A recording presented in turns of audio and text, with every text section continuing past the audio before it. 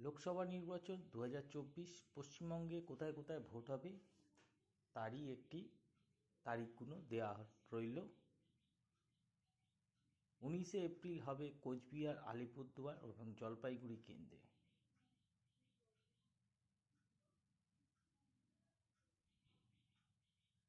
26শে April হবে দার্জিলিং, রায়গঞ্জ, বালুরঘাট কেন্দ্রে।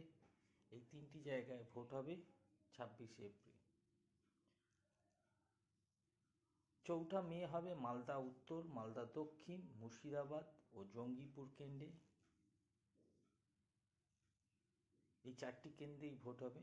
13 মে হবে বহরমপুর, কৃষ্ণনগর, রানাঘাট, বর্ধমান পূর্ব, বর্ধমান দুর্গাপুর, আসানসোল, বোলপুর, বীরভূম। 20শে মে 2024 হবে বনগাঁ, ব্যারাকপুর, হাওড়া, উলবেড়িয়া, শ্রীরামপুর, হুগলি, আরামবাগ কেন্দ্র। 25শে মে 2024 হবে তমলুক, কাঁথি, ঘাটাল, ঝাড়গ্রাম, মেদিনীপুর, পুরুলিয়া, বাঁকুড়া ও বিষ্ণুপুর কেন্দ্রে।